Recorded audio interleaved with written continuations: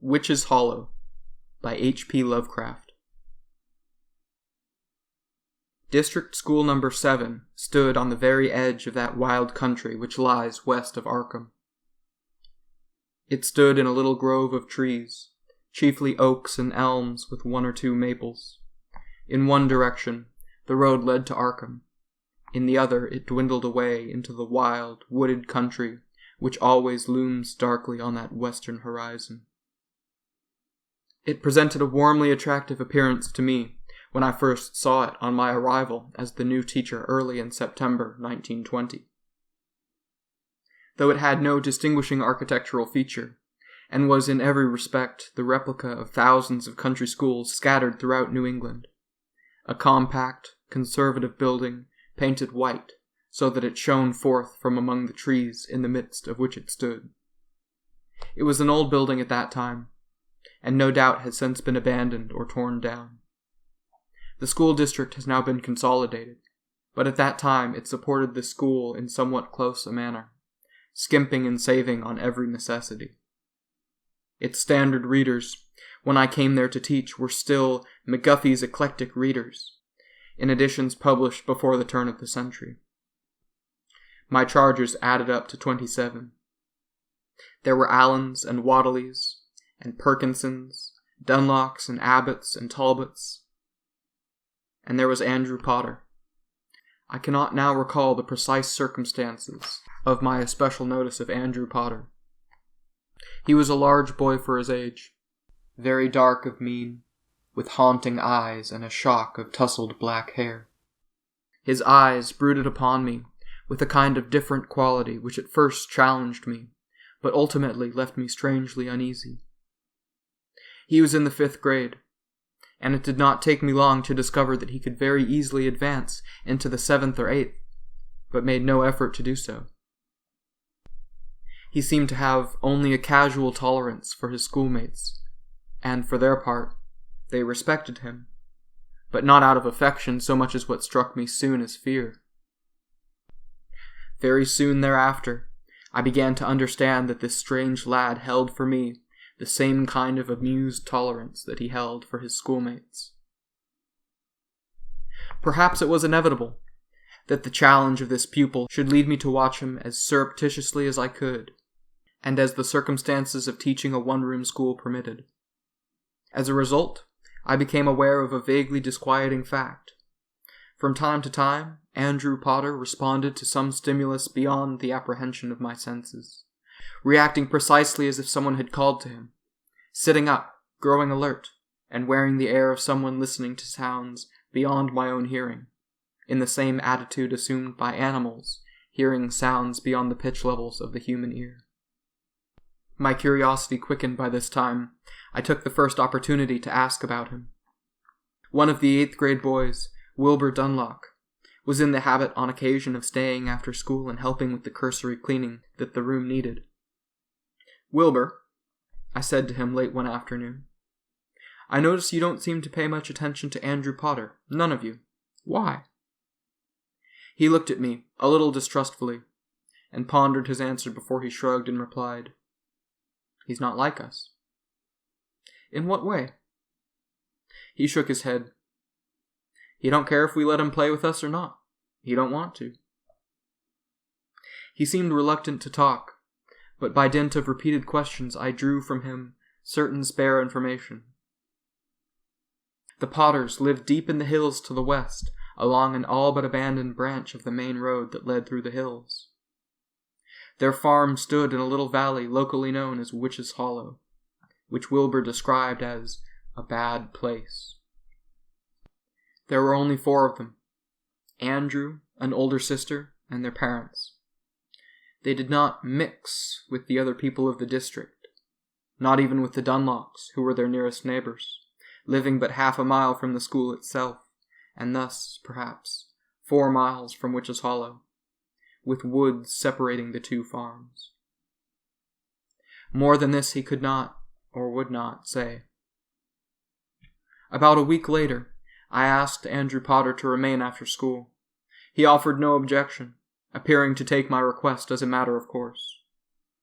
As soon as the other children had gone, he came up to my desk and stood there waiting, his dark eyes fixed expectantly on me, and just the shadow of a smile on his full lips. "I've been studying your grades, Andrew," I said. "And it seems to me that with only a little effort, you could skip into the 6th, perhaps even the 7th grade. Wouldn't you like to make that effort?" He shrugged. "What do you intend to do when you get out of school?" He shrugged again. "Are you going to high school in Arkham?"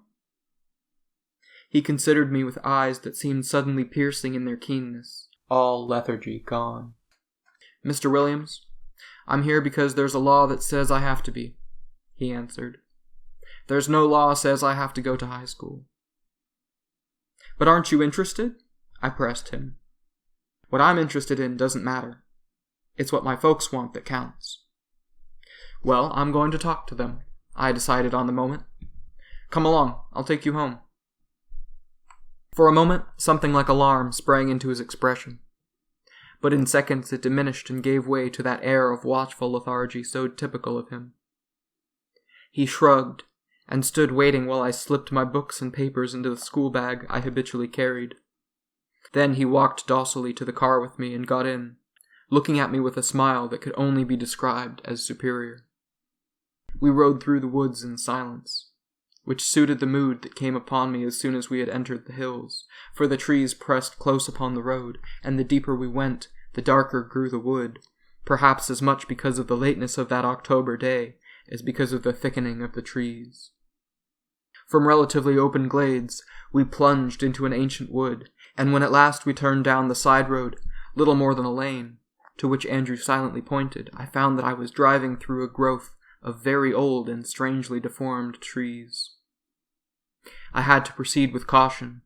The road was so little used that underbrush crowded upon it from both sides, and, oddly, I recognized little of it. For all my studies in botany, though once I thought I saw a saxifrage, curiously mutated. I drove abruptly, without warning, into the yard before the Potter house. The sun was now lost behind the wall of trees, and the house stood in a kind of twilight. Beyond it stretched a few fields, strung out up the valley. In one there were corn shocks, in another stubble, in yet another pumpkins. The house itself was forbidding, low to the ground, with half a second story, gambrel-roofed, with shuttered windows, and the outbuildings stood gaunt and stark, looking as if they had never been used. The entire farm looked deserted. The only sign of life was in a few chickens that scratched at the earth behind the house. Had it not been that lane along which we had traveled ended here, I would have doubted that we had reached the Potter house. Andrew flashed a glance at me, as if he sought some expression on my face to convey to him what I thought. Then he jumped lightly from the car, leaving me to follow. He went into the house ahead of me. I heard him announce me. "Brought the teacher, Mr. Williams." There was no answer. Then abruptly I was in the room, lit only by an old-fashioned kerosene lamp, and there were the other 3 Potters. The father, a tall, stoop-shouldered man, grizzled and graying, who could not have been more than 40 but looked much, much older, not so much physically as psychically. The mother, an almost obscenely fat woman, and the girl, slender, tall, and with that same air of watchful waiting that I had noticed in Andrew. Andrew made the brief introductions, and the 4 of them stood or sat, waiting upon what I had to say, and somewhat uncomfortably suggesting in their attitudes that I say it and get out. "I wanted to talk to you about Andrew," I said. "He shows great promise, and he could be moved up a grade or 2 if he'd study a little more." My words were not welcomed. "I believe he's smart enough for 8th grade, I went on, and stopped. "If he is in 8th grade," said his father, "he'd be having to go to high school before he is old enough to get out of going to school. That's the law, they told me."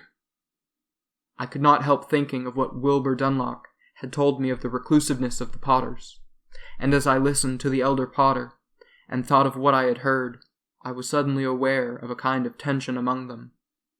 and a subtle altercation in their attitude. The moment the father stopped talking, there was a singular harmony of attitude. All four of them seemed to be listening to some inner voice, and I doubt that they heard my protest at all. "You can't expect a boy as smart as Andrew just to come back here," I said. "Here's good enough," said old Potter. "Besides, he's ours. And don't you go talking about us now, Mr. Williams." He spoke with so latently menacing an undercurrent in his voice that I was taken aback. At the same time, I was increasingly aware of a miasma of hostility, not proceeding so much from any one or all four of them as from the house and its setting themselves. "Thank you," I said. "I'll be going." I turned and went out, Andrew at my heels. Outside, Andrew said softly, "You shouldn't be talking about us, Mr. Williams. Pa gets mad when he finds out. You talked to Wilbur Dunlop." I was arrested at getting into the car. With one foot on the running board, I turned. "Did he say so?" I asked. He shook his head. "You did, Mr. Williams," he said, and backed away. "It's not what he thinks, but what he might do." Before I could speak again, he had darted into the house. For a moment, I stood undecided. But my decision was made for me. Suddenly, in the twilight, the house seemed to burgeon with menace, and all the surrounding woods seemed to stand waiting but to bend upon me. Indeed, I was aware of a rustling, like the whispering of wind, in all the wood, though no wind stirred, and from the house itself came a malevolence like the blow of a fist. I got into the car and drove away, with that impression of malignance at my back, like the hot breath of a ravaging pursuer. I reached my room in Arkham at last, badly shaken. Seen in retrospect, I had undergone an unsettling psychic experience. There was no other explanation for it. I had the unavoidable conviction that, however blindly, I had thrust myself into far deeper waters than I knew, and the very unexpectedness of the experience made it the more chilling. I could not eat for the wonder of what went on in that house in Witch's Hollow, of what it was that bound the family together, chaining them to that place, preventing a promising lad like Andrew Potter even from the most fleeting wish to leave that dark valley and go out into a brighter world. I lay for most of that night, sleepless, filled with a nameless dread for which all explanation eluded me. And when I slept at last, my sleep was filled with hideously disturbing dreams, in which beings far beyond my mundane imagination held the stage, and cataclysmic events of the utmost terror and horror took place. And when I rose next morning, I felt that somehow I had touched upon a world totally alien to my kind.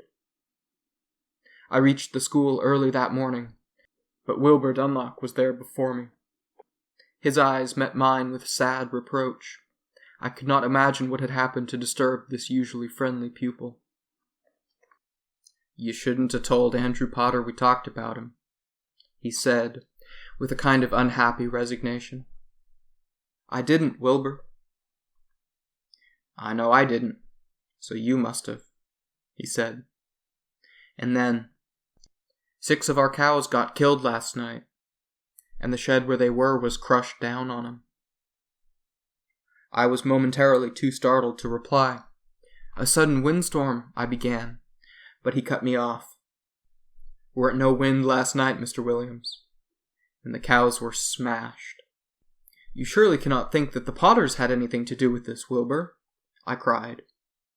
He gave me a weary look, the look of one who knows, meeting the glance of one who should know but cannot understand, and said nothing more.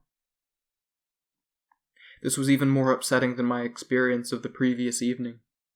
He at least was convinced that there was a connection between our conversation about the Potter family and the Dunlop's loss of 6 cows. And he was convinced with so deep a conviction that I knew without trying that nothing I could say would shake it. When Andrew Potter came in, I looked in vain for any sign that anything out of the ordinary had taken place since last I had seen him. Somehow I got through that day. Immediately after the close of the school session, I hastened into Arkham and went to the office of the Arkham Gazette, the editor of which had been kind enough, as a member of the local district board of education, to find my room for me. He was an elderly man, almost 70, and might presumably know what I wanted to find out. My appearance must have conveyed something of my agitation, for when I walked into his office, his eyebrows lifted, and he said, "What's got your dander up, Mr. Williams?" I made some attempt to dissemble, since I could put my hand upon nothing tangible, and, viewed in the cold light of day, what I might have said would have sounded almost hysterical to an impartial listener. I said only, "I'd like to know something about a Potter family that lives in Witch's Hollow, west of the school." He gave me an enigmatic glance. "Never heard of old Wizard Potter?" he asked. And before I could answer, he went on, "No, of course. You're from Brattleboro. We could hardly expect Vermonters to know about what goes on in the Massachusetts back country. He lived there first, and old man when I first knew him. And these Potters were distant relatives, lived in Upper Michigan, inherited the property and came to live there when Wizard Potter died." "But what do you know about them?" I persisted. "Nothing but what everybody else knows," he said. "When they came, they were nice, friendly people. Now they talk to nobody, seldom come out, and there's all that talk about missing animals from the farms in the district. The people tie all that up." Thus begun, I questioned him at length. I listened to a bewildering enigma of half-told tales, hints, legends, and lore utterly beyond my comprehension. What seemed to be incontrovertible was a distant cousinship between Wizard Potter and one Wizard Wadley of nearby Dunwich. A bad lot, the editor called him, the solitary way of life of old Wizard Potter, and the incredible length of time he had lived, the fact that people generally shunned Witch's Hollow. What seemed to be sheer fantasy was the superstitious lore that Wizard Potter had called something down from the sky, and it lived with him or in him until he died. That a late traveler, found in a dying state along the main road, had gasped out something about "that thing with the feelers, slimy, rubbery thing with the suckers on its feelers, that came out of the woods and attacked him," and a good deal more of the same kind of lore. When he finished, the editor scribbled a note to the librarian at Miskatonic University in Arkham, and handed it to me. "Tell him to let you look at that book. You may learn something." He shrugged, "And you may not. Young people nowadays take the world with a lot of salt." I went supperless to pursue my search for the special knowledge I felt I needed, if I were to save Andrew Potter for a better life. For it was this rather than the satisfaction of my curiosity that impelled me. I made my way to the library of Miskatonic University, looked up the librarian, and handed him the editor's note. The old man gave me a sharp look, said, "Wait here, Mr. Williams," and went off with a ring of keys. So the book, whatever it was kept under lock and key. I waited for what seemed an indeterminable time. I was now beginning to feel some hunger, and to question my unseemly haste, and yet I felt that there was little time to be lost, though I could not define the catastrophe I hoped to avert. Finally, the librarian came, bearing an ancient tome, and brought it around into a table within his range of vision. The book's title was in Latin, Necronomicon, though its author was evidently an Arabian, Abdul al-Hazred, and its text was in somewhat archaic English. I began to read with interest, which soon turned to complete bewilderment. The book evidently concerned ancient alien races, invaders of Earth, great mythical beings called Ancient Ones and Elder Gods, with outlandish names like Cthulhu and Hastur, Shub-Niggurath and Azathoth, Dagon and Ithaqua, and Wendigo and Cthulhu, all involved in some kind of plan to dominate Earth, and served by some of its peoples, the Cho-Cho and the Deep Ones and the like. It was a book filled with Kabbalistic lore, incantations, and what purported to be an account of a great interplanetary battle between the elder gods and the ancient ones, and of the survival of cults and servitors in isolated and remote places on our planet, as well as on sister planets. What this rigmarole had to do with my immediate problem, with the ingrown and strange Potter family, and their longing for solitude and their antisocial way of life, was completely beyond me. How long I would have gone on reading, I do not know. I was interrupted presently by the awareness of being studied by a stranger, who stood not far from me, with his eyes moving from the book I was busy reading to me. Having caught my eye, he made so bold as to come over to my side. "Forgive me," he said, "but what in this book interests a country school teacher?" "I wonder now myself," I said. He introduced himself as Professor Martin Keene. "I may say, sir," he added, "that I know this book practically by heart." A farrago of superstition. "Do you think so?" Emphatically. "You have lost the quality of wonder, Mr. Williams. Tell me, if you will, what brought you to this book?" I hesitated, but Professor Keene's personality was persuasive and inspired confidence. "Let us walk, if you don't mind," I said. He nodded. I returned the book to the librarian, and joined my newfound friend. Haltingly, as clearly as I could, I told him about Andrew Potter, the house in Witch's Hollow, my strange psychic experience, even the curious coincidence of Dunlop's cows. To all this he listened without interruption, indeed, with a singular absorption. I explained at last that my motive in looking into the background of Witch's Hollow was solely to do something for my pupil. "A little research," he said, "would have informed you that many strange events have taken place in such remote places as Dunwich and Innsmouth, even Arkham and Witch's Hollow." He said when I had finished, "Look around you at these ancient houses with their shuttered rooms and ill-lit fanlights.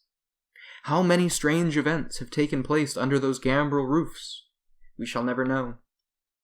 But let us put aside the question of belief. One may not need to see the embodiment of evil to believe in it, Mr. Williams. I should like to be of some small service to the boy in this matter. May I?" "By all means." "It may be perilous, to you as well as to him. I am not concerned about myself. But I assure you it cannot be any more perilous to the boy than his present position. Even death for him is less perilous." "You speak in riddles, Professor." "Let it be better so, Mr. Williams. But come, we are at my residence. Pray come in."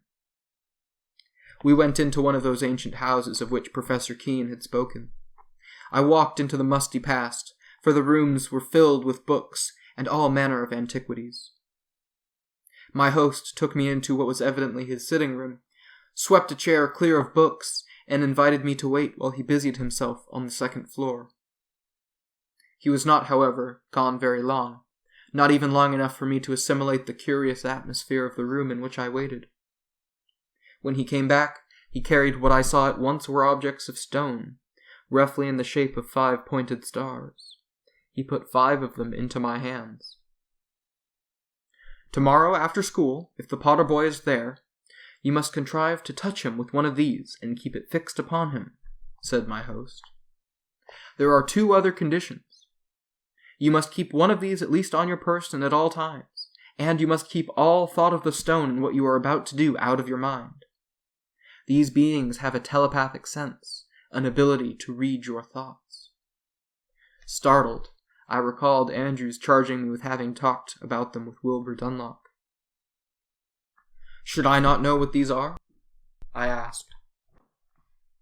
"If you can abate your thoughts for the time being," my host answered with a grim smile. "These stones are among the thousands bearing the seal of Relay, which closed the prisons of the ancient ones. They are the seals of the elder gods." "Professor Keene, the age of superstition is past," I protested.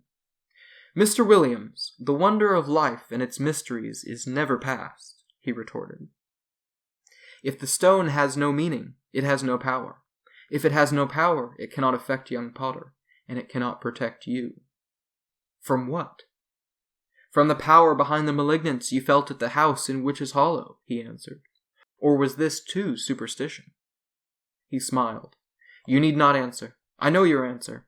If something happens when you put the stone upon the boy, he cannot be allowed to go back home. You must bring him here to me. Are you agreed? Agreed, I answered. That next day was indeterminable. Not only because of the imminence of crisis, but because it was extremely difficult to keep my mind blank before the inquiring gaze of Andrew Potter. Moreover, I was conscious as never before of the wall of pulsing malignance at my back, emanating from the wild country there, a tangible menace hidden in a pocket of the dark hills. But the hours passed, however slowly, and just before dismissal I asked Andrew Potter to wait after the others had gone. And again he assented with that casual air tantamount almost to insolence, so that I was compelled to ask myself whether he were worth saving, as I thought of saving him in the depths of my mind. But I persevered. I had hidden the stone in my car, and, once the others were gone, I asked Andrew to step outside with me. At this point, I felt both helpless and absurd.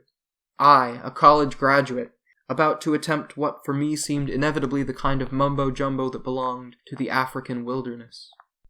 And for a few moments, as I walked stiffly from the schoolhouse toward the car, I almost flagged, almost simply invited Andrew to get into the car to be driven home. But I did not. I reached the car with Andrew at my heels, reached in, seized a stone to slip into my own pocket, seized another, and turned with lightning rapidity to press the stone to Andrew's forehead. Whatever I expected to happen, it was not what took place. For, at the touch of the stone, an expression of the utmost horror shone in Andrew Potter's eyes. In a trice, this gave way to poignant anguish. A great cry of terror burst from his lips. He flung his arms wide, scattering his books, wheeled as far as he could with my hold upon him, shuddered, and would have fallen, had I not caught him and lowered him, foaming at the mouth, to the ground.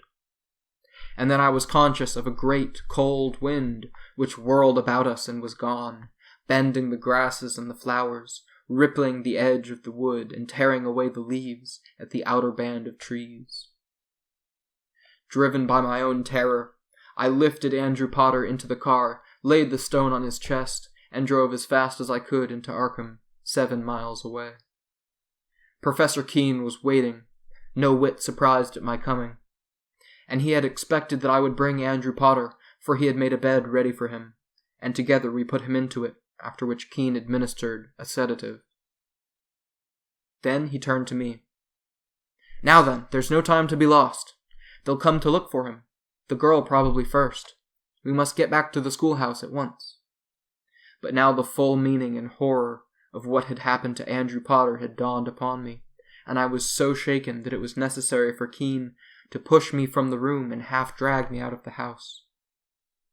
And again, as I set down these words so long after the terrible events of that night, I find myself trembling with that apprehension and fear which seize hold of a man who comes for the first time face to face with the vast unknown, and knows how puny and meaningless he is against that cosmic immensity. I knew in that moment what I had read in that forbidden book at the Miskatonic Library was not a farrago of superstition, but the key to a hitherto unsuspected revelation, perhaps far, far older than mankind in the universe. I did not dare to think of what Wizard Potter had called down from the sky. I hardly heard Professor Keene's words as he urged me to discard my emotional reaction and think of what had happened in scientific, more clinical fashion. After all, I had now accomplished my objective. Andrew Potter was saved. But to ensure it, he must be made free of the others, who would surely follow him and find him. I thought only of what waiting horror that quartet of country people from Michigan had walked into when they came to take up possession of the solitary farm in Witch's Hollow. I drove blindly back to the school. There, at Professor Keene's behest, I put on the lights and sat with the door open to the warm night, while he concealed himself behind the building to wait upon their coming. I had to steel myself in order to blank out my mind and take up that vigil. On the edge of night, the girl came. And after she had undergone the same experience as her brother, and lay beside the desk, the star-shaped stone on her breast, their father showed up in the doorway. All was darkness now, and he carried a gun. He had no need to ask what had happened. He knew. He stood wordless, pointed to his daughter and the stone on her breast, and raised his gun. His inference was plain. If I did not remove the stone, he meant to shoot. Evidently, this was the contingency the professor expected, for he came upon Potter from the rear and touched him with the stone. Afterward, we waited for 2 hours, in vain, for Mrs. Potter. "She isn't coming," said Professor Keene at last. "She harbors the seat of its intelligence. I had thought it would be the man. Very well, we have no choice. We must go to Witch's Hollow. These two can be left here." We drove through the darkness, making no attempt at secrecy, for the professor said the thing in the house in the hollow knew we were coming, but could not reach us past the talisman of the stone. We went through that close-pressing forest, down the narrow lane where the queer undergrowth seemed to reach out toward us in the glow of the headlights, into the Potter yard. The house stood dark, save for a wan glow of lamplight in one room. Professor Keene leapt from the car with his little bag of star-shaped stones and went around sealing the house, with a stone at each of the 2 doors and one at each of the windows, through one of which we could see the woman sitting at the kitchen table, stolid, watchful, aware, no longer dissembling, looking unlike that tittering woman I had seen in this house not long ago, but rather like some great sentient beast at bay. When he had finished, my companion went around to the front and, by means of brush collected from the yard and piled against the door, set fire to the house, heedless of my protests. Then he went back to the window to watch the woman, explaining that only fire could destroy the elemental force, but that he hoped still to save Mrs. Potter. "Perhaps you'd better not watch, Williams." I did not heed him. Would that I had, and so spared myself the dreams that invade my sleep even yet. I stood at the window behind him and watched what went on in that room, for the smell of smoke was now permeating the house. Mrs. Potter, or what animated her gross body, started up, went awkwardly to the back door, retreated to the window, retreated from it, and came back to the center of the room, between the table and the wood stove, not yet fired against the coming cold. There she fell to the floor, heaving and writhing. The room filled slowly with smoke, hazing about the yellow lamp, making the room indistinct, but not indistinct enough to conceal completely what went on in it, the course of that terrible struggle on the floor, where Mrs. Potter threshed about as if in mortal convulsion. And slowly, half visibly, something other took shape, an incredible amorphous mass, only half glimpsed in the smoke, tentacled, shimmering, with a cold intelligence and a physical coldness that I could feel through the window. The thing rose like a cloud above the now motionless body of Mrs. Potter, and then fell upon the stove and drained into it like vapor. "The stove!" cried Professor Keene, and fell back. Above us, out of the chimney, came a spreading blackness, like smoke, gathering itself briefly there. Then it hurtled like a lightning bolt aloft, into the stars, in the direction of the Hyades, back to that place from which old Wizard Potter had called it into himself, away from where it had lain in wait for the Potters to come from Upper Michigan, and afford it new host on the face of earth. We managed to get Mrs. Potter out of the house, much shrunken now, but alive. On the remainder of that night's events there is no need to dwell. How the professor waited until fire had consumed the house to collect his store of star-shaped stones, of the reuniting of the Potter family, freed from the curse of Witch's Hollow, and determined never to return to that haunted valley. Of Andrew, who, when we came to waken him, was talking in his sleep of great winds that fought and tore, and a place by the lake of Holly where they live in glory forever. What it was that old wizard Potter had called down from the stars, I lacked the courage to ask, but I knew that it had touched upon secrets better left unknown to the races of men. Secrets I would never have become aware of had I not decided to take District School No. 7, and had among my pupils the strange boy who was Andrew Potter.